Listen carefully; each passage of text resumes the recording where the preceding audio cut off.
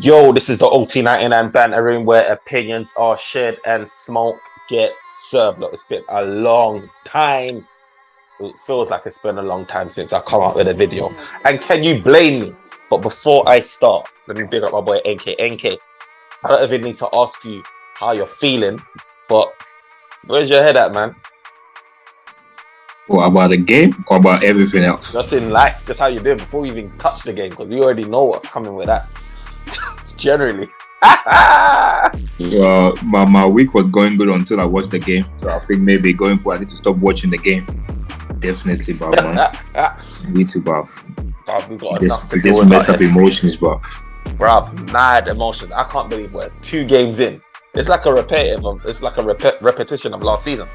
2 games in and we're already like, our heads down. It's not even worse than last season, because last season we at least had leads. You can cheer for leads, get excited, get optimistic, 4-0. Now we ain't got nothing, but boy, we gotta get into this, man. We gotta get into this. So boy, you know what, yeah?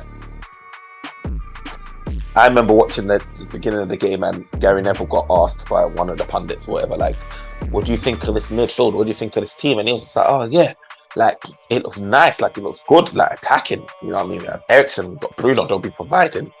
Ronaldo, and then you got Sancho or Rashford doing the running, X, Y, and Z.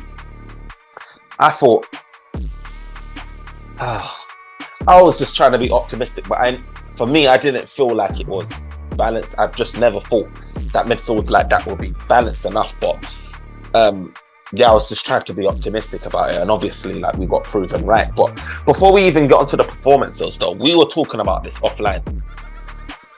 Why is it that Erik ten Hag spent this money on Malacia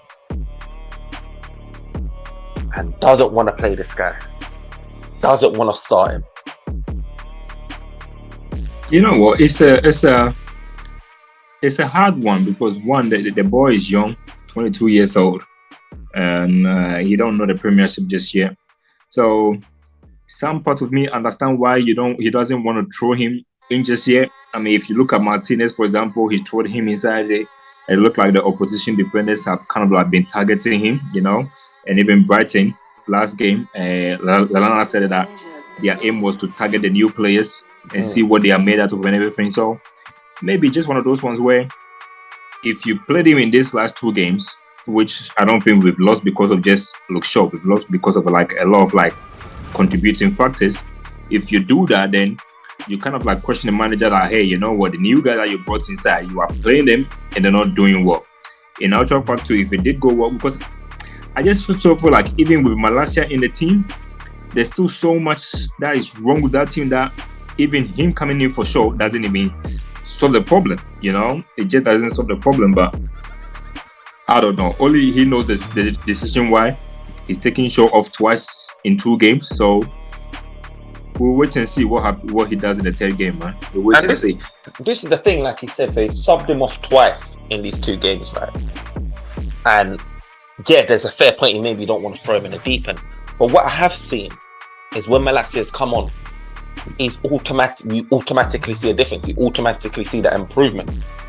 For me, that's encouraging signs that, you know what, maybe it's worthwhile taking a risk. You know what? You know, you're going to encounter tough teams. You're going to encounter your Liverpool's next now. I could understand maybe like if we're going up against them and then you're saying, you know what, let's not throw him in a big game like this too deep, too early. But look, we're up against teams like Brentford today where you would have hoped that, you know, someone like Malacia. Look, the difference is night and day with their talent. It's night and day with their ability. One guy closes down, actually fights for the ball. The other guy is caught off position many times. He always allows a cross to come in. He doesn't track back. Like, it's just night and day. And obviously contributing attack-wise as well. It's night and day. I just don't understand. Is there something going on? My thing is this, with Maguire, with Luke Shaw, is there something going on at board level where it seems to impact all of these guys? And that goes for guys like even the midfield picks, McTominay and I don't think it's anything to do with board level. If anything, I just feel like, you know, the United got this thing where they always want to have like an academy player in the first 11 is a record that we've held for a very long time too. But record has always been broken, so maybe that's just it. But in terms of like getting picked, I don't think there's anything at ball level that's pressuring him to kind of like play those kind of like players. But with the Malaysia exclusion, I was very, very baffled by it, because if you watch Atletico, because all preseason, most of the preseason games that we played, the opposition didn't really press us high up the pitch. You know, it was like they allow us to kind of like have the ball for us to kind of like do it, and you know, all that kind of stuff. But Atletico Madrid was the first time I actually see like opposition try to kind of like press us. And I remember when they did press us, there was an instance where when they did press us, Malaysia was just so composed on the ball. He turned around, passed it onto the wings, and we actually nearly scored from that thing, you know. And then after that, Atletico did stop pressing us. So when you play these teams, you have to earn like the right to play. And when they press you, and they sense that you're not good at it. If you watch our last game, they pressed us. Fred wasn't good at it. They just saw that we were uncomfortable playing from the back. So they don't know we are ready. So when you know that, and you know that you got a player that is more composed on the ball, you use them, you know. Sure, he's just good, but he will not be able to kind of like play out of the back under pressure like Malaysia will. So I'm just surprised by it, but I think it's about time he starts trusting his players, and whatever excuse that he's not playing them, he just threw it out of the window, because the ones that are there, they're not doing it for him, you know. And the longer he keep on with, oh, let me give this players a chance, the more that pressure kind of like build, and people start to question him. Because at the moment we are looking at the players, but if we keep on picking this player, then we're going to start looking at him, asking the question like, why are you still giving them the chance? Because we know they're not good. So what do you see that we don't see, you know, that you feel like they can play better? But it is what it is. You know what's interesting, yeah, is like today's game wasn't necessarily about talent. Like I saw a post, you know, their team was 50. You sent it, or someone sent it anyway. 70% we had the ball. No, not even that. The cost of the team, 400 million, I think it was, versus 50 something million Brentford's team was. But anyway, looking at the teams, I was trying to gauge how bad we were, like in terms of like, if you had to take Man United now based on our performance, what division would we even fall into? Because it's not the Premier League. You know what I noticed about Manchester United is when things are bad, and this is a continuation from last season, it's really bad. Like it's not I lose a 1-0 bad. Like you're gonna get hammered like 4-0. Like you're gonna get battered. And what I realized is like Man United really and truly have got a manager that's trying to instill something in them. But these men, before they can even get to that, they are not even doing the basics. Ten Hag is saying the same things, which is scary. That Ralph Ragnick was echoing before he left. That Mourinho and all of these guys prior has been echoing about certain players and these players. Like Ralph Ragnick said, you know, you need a whole new squad. And then the board thought it was crazy, got rid of him. Erik Ten Hag didn't even want to speak to him, got rid of him. And now we're seeing now a manager, like this is the manager I needed for me to understand it's clearly going to be the players' issue now. It's what I needed to be able to, before I was just like, you know what? You know, Louis van Gaal, since Louis van Gaal, no one's coming to develop these players. You know, we've had Giggs, we've had Carrick, we've had Scholes, we had Solskjaer, we had all these guys, they don't know how to manage. Get me? But now we've got Erik Ten Hag, and we're seeing the same patterns. Like, what's going on? What is it, NK? Is it the fact that these players all need to go? Is it a confidence issue? Is it Erik Ten Hag being over like in a deep end? Like, what is it? To me, it's just two things, because you know what? We can talk about the quality of players all we want, but as you said, Brentford players, in terms of like quality-wise, they're not better than the ones we have, you know? And it comes down to mentality for me. One of the key things is the mentality aspect of it. Last week, after the game, Maguire done an interview, and then he said it, after the first goal went inside, it took a big knock-on effect. That was the captain's word. The whole captain said that, you know, that, and that shows you character. Tim Hag says something that Ragnick you said it too, and you know what? At the time, I didn't believe it, and apologies to him, because I remember there was one game. I don't know if it was a Liverpool game away or whatever game it was. He said that was not what we planned. They were not doing what was planned, you know. So I'm just thinking, what's this guy talking about? Like the tactics were wrong, the players were just doing. So he said it too, and Tim Hag said it too. He said it. That was not what we planned, you know. He said, look, it's okay to do one mistake or so, but then you stick to the plan. But the minute this team have just shown as a collective, when something is not going their way, they just literally don't know how to react. Mentally, they are just so weak that just one thing, because it goes back. That second position, people were talking about like, we only got a second because there was no fans in the stadium, and they were right about that. It was really, really hard, because when the pressure is on, they just cannot deliver. So to me, I think it comes down to a mentality issue too. Some of them technically cannot play the manager style of football, but if you have the mentality and you are running and you are chasing, then you know. But today, after a goal down or two, there was only one outcome, and that's Brentford win. You could not see United coming back. You just could not. If you look at the players' faces, none of them believed they could come back. The only one that on the pitch that you could say that did believe that they could come back was Ronaldo. He was the only one sharing the players on, telling them to kind of come back. I saw him pointing at teachers, trying to say like, look, it's 2-0 down, but if we get one goal, then we can still be in this game. He was the only one that, because obviously he's a winner, he just know. But then the rest of them, they just did not believe it, man. They just knew that there was no way they could come back. They just didn't believe it. Whole another 90 minutes. I didn't see a goal coming from anywhere. No. We could have played for 5-10 days, and the goal couldn't have been coming. 10 days, bro. For me, I'm just like, the basics, like I said, is not being done in this team, and that's scary, because you've got your Liverpools, your Cities, maybe even Tottenham's, Arsenal's now looking really good, Chelsea, and all these teams. Then outside of that, I think everyone else is fairly. It's fair, like they're all gonna give work rate. They're all gonna bring physicality. You might find some that hasn't necessarily got the pace, but we saw it against Brighton. We got battered. Like, we saw it against Brentford. Like, there's no super speed stars in these teams, and we're still getting battered. And these guys are bringing pressing, physicality, their natural like height in terms of set pieces. Got bullied today, and this runs right through the Premier League in terms of whoever you play. There's not even a respite. We're not going to get a respite, and anyone that does play through and through football like Brighton did is going to match us toe to toe and is going to take the points off us. So when we're playing guys that are not technical, we'll have an issue. When we're playing guys that are technical, we're going to have an issue. Like, I just feel like, is Erik ten Hag coming to the league? Was he naive? Has he come into the league thinking that, damn, like, maybe I shouldn't have wasted all this time in De Jong and should have spent, like, do you think, or do you feel like this is all part of the process? He expected this, and things could potentially. No. I don't think he underestimated the Premiership. I think he underestimated the players that he had, because in his press conference he kept on talking about these players are good enough. They only go kind of like second place and everything. I really feel that he felt like the players were good and they were just mismanaged.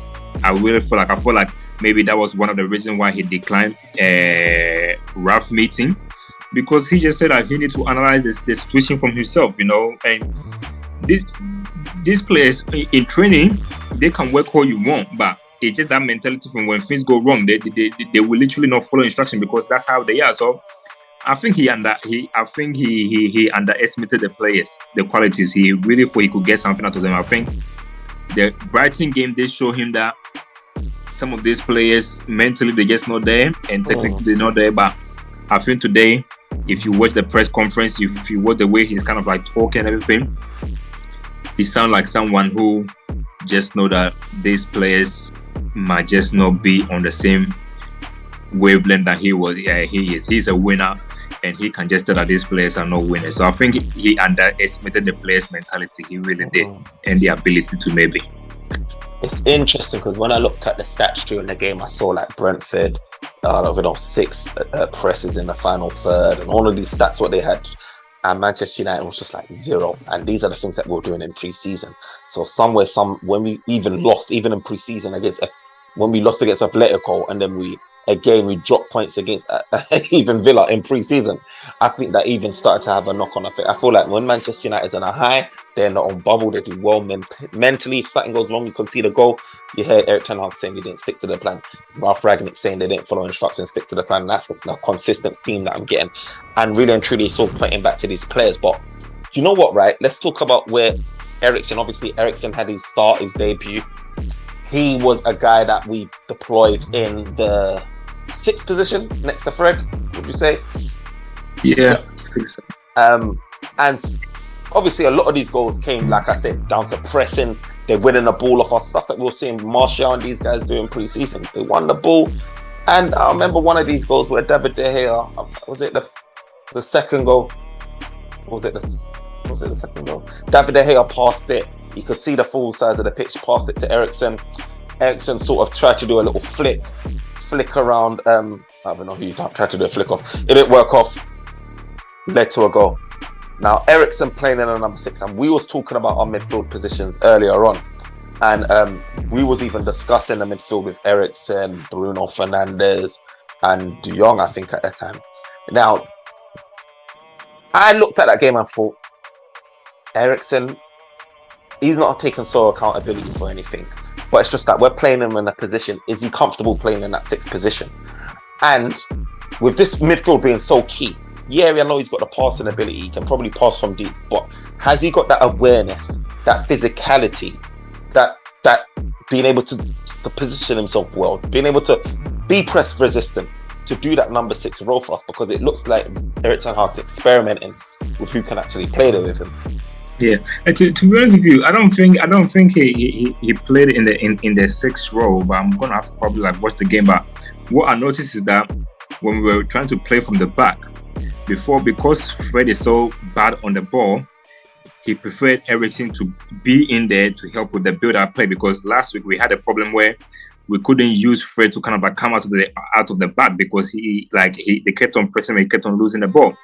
I feel today, if you watch it, apart from that goal, which to me, and they did ask the manager too, because I think we as fans, we're going to have the debate and talk about, Eriksen, you said the flick. I don't think it's flicky. I think he was trying to like pass it there, because to me, that was the only option that he had based on the angle that it came on. So we're going to have a debate, but ultimately the manager's won. And the manager said it. He said the goalkeeper had other options. So which means that he shouldn't have passed to him. When you are pressing that kind of a game, and that's why you need someone who's good on the ball. Because the goalkeeper should out of shot, MK, a little bit out of shot. Oh yeah, sorry. Yeah. The what do you call it? The goalkeeper should know better that in that situation, this guy got a player on me or on him. So if I pass it to him, it's in a danger area. You know, it's just rule number 1. Anytime players have the ball, you don't do that. That's why, you don't do that. To me, that pass was cowardly from David De Gea, and he came out in the interview. Apparently, he requested to do the interview, and then he came out to say, "Look, I dropped the team the 3 points. You know, it was my mistake. I caused the team with 3, and rightfully so." But to me, even apart from that, there were so many other things there. But Eriksen was not bought to play in the 6th role. He was definitely not bought. If Fred was doing his job well, I don't think we would see him in there. So a whole lot of things need to change. So what do you do in the next game again? I mean, obviously, like Liverpool's going to be a crazy game, but what do you do to best try to resolve? Do you bring in Donny? Because Donny, another thing is, a lot of people thought that Donny is going to be a shoe-in. Certain people thought he'd be getting a lot more game time. He played 2 games now. He hasn't started. He's come off the bench, and it's like, you know, I don't know. I just thought it will be. I just thought it would be one of the first things I see, but he's not getting that game time. So what is it? Do you feel like how do you fix or try to mitigate the issues with this midfield, man? Well, first of all, they need to buy, but in the meantime, if they buy and they cannot get the someone in straight away, the next game has to go with Gardner. Gardner is very good on the ball. You know, people underestimated how good that guy is on the ball, and I think the manager is not even asking someone in there to kind of like be there and doing any big play making ability. He's just looking for someone who just literally able to literally get the ball and literally just distribute it. Just simple stuff, simple stuff. So for example, if you're under pressure, just know, okay, I'm going to come under pressure and just literally like lay off. I think that's why we get linked to Rabiot. But if that link doesn't happen, then I say, look, just try Gardner out, because it looked like right now we need to solve that playing from the back. Once we are able to solve it out, I feel like the other puzzles, which is high up the pitch, instead of like attacking wise, it will come back. Teams are not letting us play from the back. They literally do that, and until we get that area sorted out, it is going to be a problem. We need to learn how to literally beat the press And once you beat the press, they will stop pressing you. They will camp into their box, and you will literally have the good position to be able to like move them around. But at the moment, we don't. That's 6. You know me. The whole summer, I've been telling you, I'm more worried about Fred's position. I've been saying it for a very long time. You know, from like conversation, I told you that Fred position to me is a big worry because I don't think he could do that DM role. And we are seeing that now. We are just literally seeing that now. I think in this game, like I feel like all of my worries about what we can manage, like can we, like in terms of the style of play and the players that we have, came true. Like in terms of like the height issue came true. I think we got out muscled, we got dominated in the set pieces, we got caught out on a counter attack, so that speed. Before Varane came on, we had Maguire. You know, that we got dominated in that. Obviously, David De Gea and there's these people who split the fan base. They made another mistake as well, whether it be like him letting the ball slip in, or whether it be him just not picking the right passes, you know what I mean, or not. Just a lot of the issues was in that game, and the way we conceded goals, it was evident in that game. And I'm just like, do you know what? It shows why we need a Varane or a Bailly, because we do need speed. We do need speed to be able to recover. We do need to be able to be like, do you know what? If this midfield's too light, Martinez looks very comfortable and press resistant. For me, I'll be thinking about exploring about playing in midfield. I'm probably bringing in a Bailly or Lindelof, someone that can still, like, we just need to try and do something different, because we can't keep going with Fred or Scott McTominay, and it's a flip of a coin, 50-50 as to whether it's going to be a decent performance from either one of them or not, because it's, quite frankly, that's our big issue. We have Cristiano Ronaldo, who's one of the best guys at the minute putting the ball in the net. He didn't have a sniff. We're talking about here, we could have played 180 minutes. We could have played 2 days, a week without and not seeing us score. Look, we've got Sancho. He was doing bits, and we've got, I'm not going to talk about Rashford, but we ain't got a midfield that can get them that ball. The fullbacks in Malacia, who've done a good job in pre-season, and you see how he's not playing. And then you've got the low. Yeah, when he came on, I wasn't really watching the second half, but I saw some positive from him. The bit I was seeing that Malacia came on, he just went back.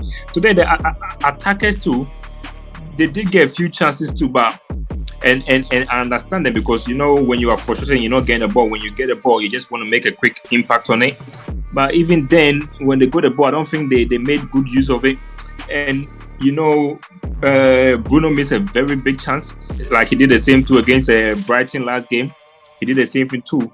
To me, those kind of like first goals are very key. Today, I was just saying the first 10 minutes is going to be key, especially away from home. Yeah. You want to keep less mistake. You want to be able to take your chance, but man, you put that chance away. It's a whole total game. They come at you instead, but it is what it is, man. A lot of things need to. The manager said in his last press conference before the game, he said, by the time the window finishes, the squad will be much better and much balanced. We're just waiting to see, man. We're just waiting to see, but I don't trust these owners backing him. I really don't trust them backing him, but man, even with the goalkeeper, we let Henderson go. Now De Gea is there unchallenged, but he done these 2 mistakes. He's going to be back in goal next week, because there's no one there to challenge him. Who's there to challenge him? There's no one. You know what? The one ray of sunshine that I get through all of this mess is that, from the looks of things, and it's very early on, and I was saying this even about Oli, so I'm saying this with a pinch of salt as well, and a bit of cautiousness, is that the signings that he's brought in are looking like good signings. Malacia, Martinez, even though people criticize him when he's high, and so just those three, and Eriksen, they're looking like good signings. Now, obviously, he's going to need time to reshape this squad and kick out all of the dead wood, and that looks like it's going to take time. But I feel more encouraged when I look at the players that he's brought in, feeling that, if he can get in 3-4 more players like this, maybe we'll have a good opportunity to have players that actually understand what Erik ten Hag's trying to do, actually can implement his style of football. What's your thoughts on that? Yeah, you know what, you are right, because United, I think, it's not that we were not buying players. We've been buying players, but we've been buying the wrong type of players. All these players are on different wavelengths. You go one player that technically they are good. You got the other one too that like to literally speed up play. You got one that don't like to do it. Like, it's just a mess. the whole way through. And it's like trying to get them to play a style of football. It just doesn't blend. So yes, the three signings that he got Malaysia who understand what he's trying to do. Martinez understand what he's trying to do too. Eriksen look like he understand what he needs to do too. Maybe done it too, but only time we'll see what kind of like chance like he got to. I'm a bit worried about why he doesn't get a chance. It seems like no manager seems to like him regardless. And so it's just one of those ones that if we can trust him and bring in the players that he need, maybe things will be different. Because you know what, even at Ajax, he never really had the best of players. He just had the right profile of players. And when you give this manager the right profile of players, he has shown in Europe that he can go toe-to-toe with some of the very best. So the question now is, will the club in the next 2 windows, will the owners try and back him and get him the right profile player? They don't need to be expensive. They just need to be the right profile players to help this guy build, man. That's that caveats well into this thing, so we'll close on this. Is Erik ten Hag being backed? Because this whole link with Rabiot, this link with the striker, I can't even remember his name, Saja, whatever his name is, with the tall striker, and all of these players that's been popping up with Arnautovic and things like that. It feels like a scattergun approach. It feels like we're panicking, even though certain people are saying, yeah, it's scattergun, we're panicking, which signs of you're not planning well. You've got other people saying, you know what, this is Erik ten Hag that wants these players, so we've got to back it. It's not panic buying, whatever. It's obviously we shouldn't be in a position, first of all, that we're happy to even debate this, because I would have loved to be in a position where we got our signings early, we got our first or second traces, and we keep it moving. Timber, we didn't get Timber, we got Martinez, who kept it moving.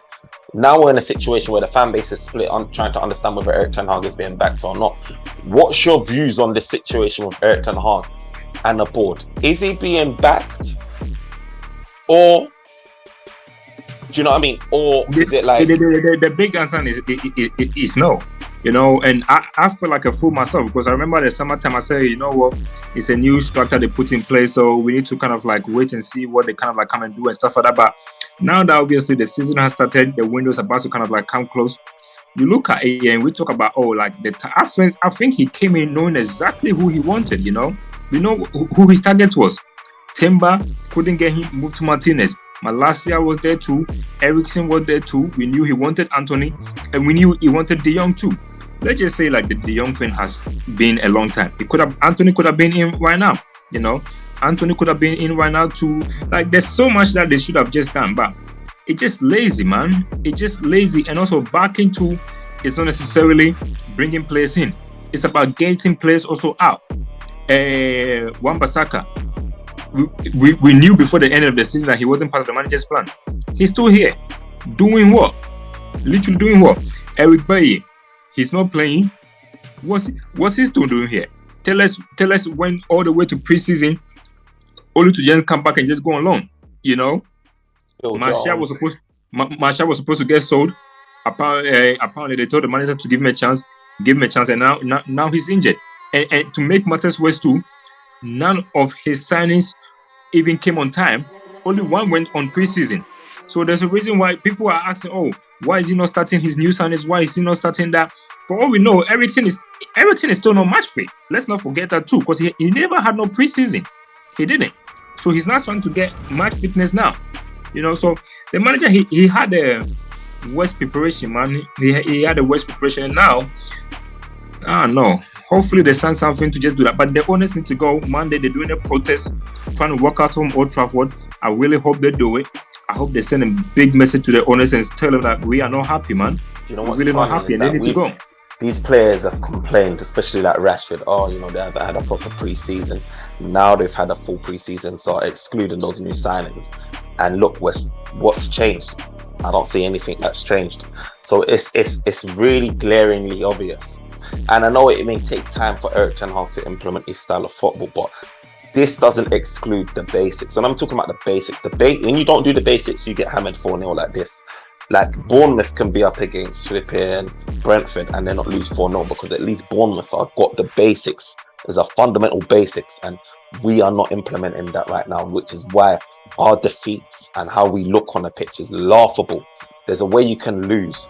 Like when Liverpool dropped points against Fulham, I was just like, okay, they dropped points. Yeah, a bit of banter, and actually, but they looked flames. And Fulham was A1 in that game. And way we get battered, it's just like, yeah. Like for me, I'm thinking this is relegate. This is looking like relegation type of form. This is the run that I was crying when we just hanged on for that 5th spot. Was it 5th or 6th, whatever? We just hanged on. This is that same form, but we're starting the season like that. You know when you get stunned in the ring and you're the manager said it. He said they're bringing what happened last season into this season. The manager just said it. He said they're bringing what happened last season into this season. You're waiting for the bell to ring and you're stunned and you're trying to get through the round. This is this, but you've now going in stunned and you've got 3 minutes, like, to do that boxing match. That's exactly what's going on now, bro. And it's gonna be a long season unless we bring in probably 3-4 players, man. We need 3-4 players that are like Malacia, like Martinez, like Ericsson, that have a brain that can fight as well. Because these man, but the physics, yeah, it's mad. It's mad. It's long, NK. Look, time's right. By the way, before I came on, I read something. You want to know it? I'm gonna give it to you. Apparently, the last time Man United lost 2 games, their opening 2 games, they went on to win the league. That was the 1992-1993 Banter Room, where opinions are shared and snort get served. NK has left a howler at the end of this video. He's broken a new record. Look, the last time we lost 2 games in a row was 90 years ago, I think I heard. No, opening game in a row was 1992-1993, and we won the title.